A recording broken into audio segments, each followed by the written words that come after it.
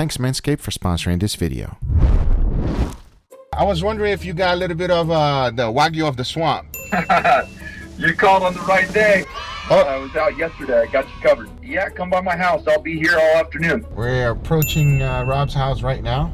My man! What's up, Rob? What's up, brother man? Hey! I got a little gift for you. No way. Better not be a rattlesnake. It is. Be careful.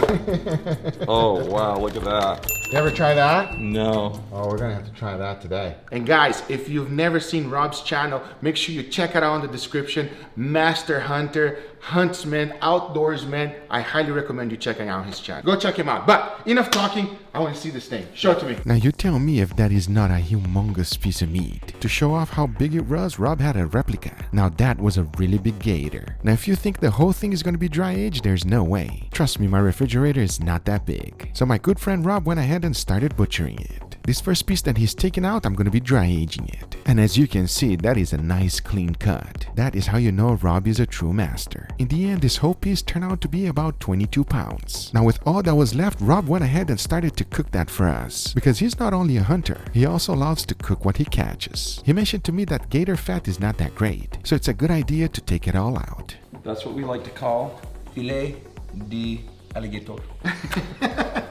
Then he cut up everything into small pieces. And at least to me, one of the most interesting things was this. It has no smell. None. No smell whatsoever. You would have think that has a unique smell. It smells like nothing. The next thing Rob did was to go ahead and season the whole thing. Then he threw everything on flour and coat it up. Because as he mentioned to me, one of the best things to do is to deep fry it. So that is exactly what he did. He also mentioned to deep fry it nice and slow and not too fast. If you cook it too hot, then it's going to be tough. And that is the last thing we want. And I'll tell you one thing, once he was done, trying that was an awesome experience. After that amazing experience, Rob packed it up because it was time to head back home and dry age this thing. I've never heard of anybody ever dry aging alligator. If anyone can do it, you can do it. Well, we're gonna find out together. I have no idea what I'm doing, but we're gonna find out together. So now let's prepare it. And this is what it looks like when I got home. As you can see, it is a fresh piece of meat, perfectly butchered, and like I mentioned previously, there is zero smell. When I say there's no smell, I mean it. It's literally nothing. The most interesting part for me is that you can clearly see where the loin and separations are. As you know, when you're dry aging, it creates a bark, so hopefully that will protect the loins. To dry age this thing, I'm going to be using the most reliable method I know, and that is to use these specific dry aging bags. They're called Umai Dry. They allow moisture to escape without allowing anything bad to go back in, which is exactly what we need to dry age this gator. So after running it through the vacuum sealer, I put it on a cooling rack so that the air can circulate all the way around. Now the only thing left to do is to let it rest in my refrigerator for a total of 35 days. Once the time was up, I took it out and immediately started opening the bag. And once I was done, this is what I was left with.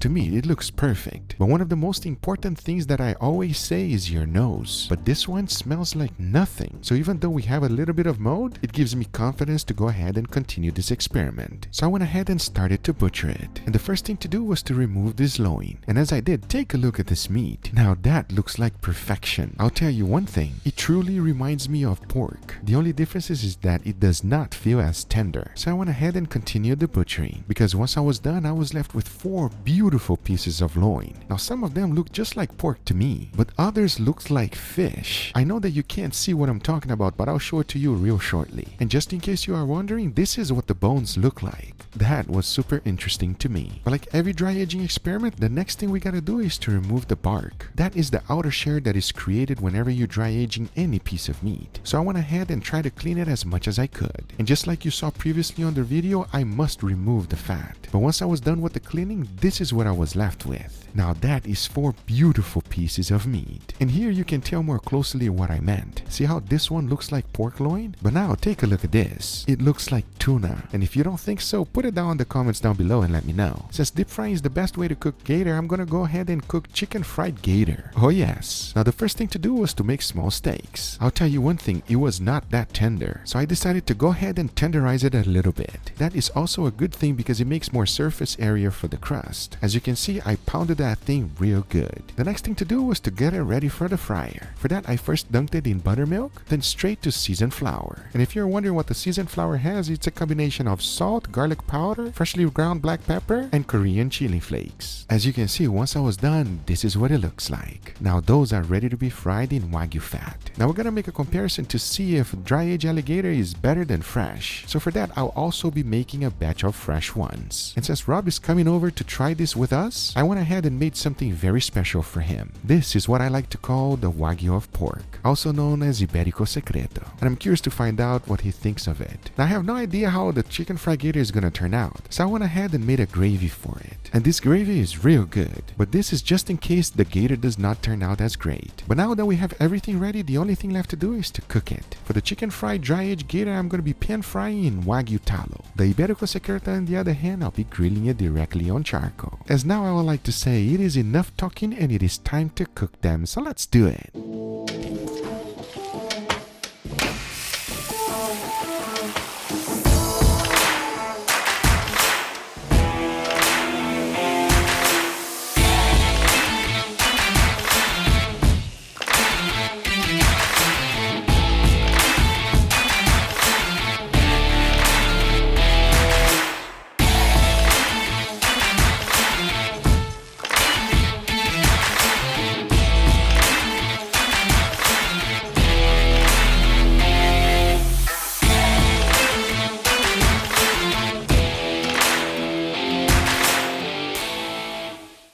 Before moving forward, I want to thank today's sponsor, Manscape.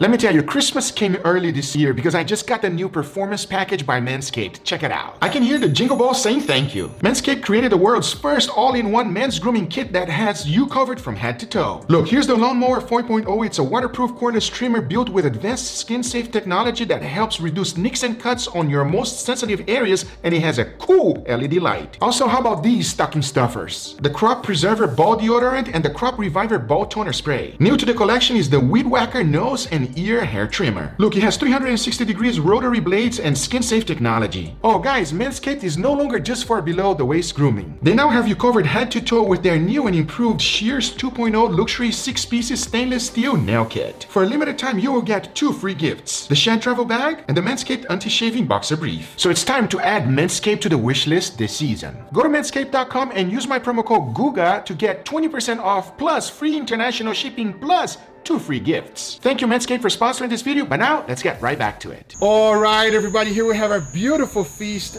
Are you ready, Rob? I am more than ready.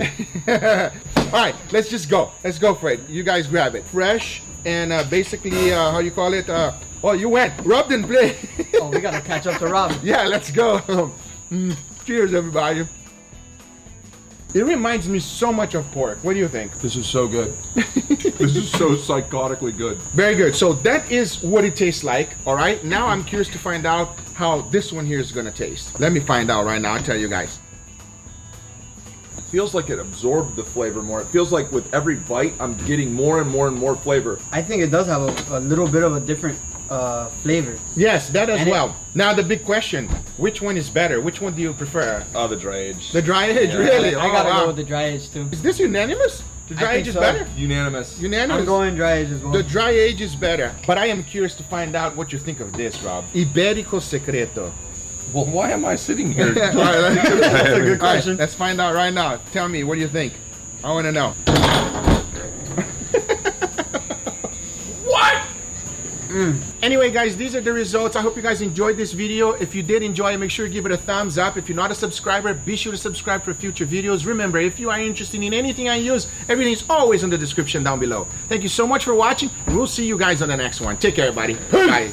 Hey Rob, thanks for the crocodile. Cocodrilo, man. Cocodrilo. Alligator, bro. Thanks for the alligator, man. We out, everybody. Take care. Peace out, guys. Bye-bye.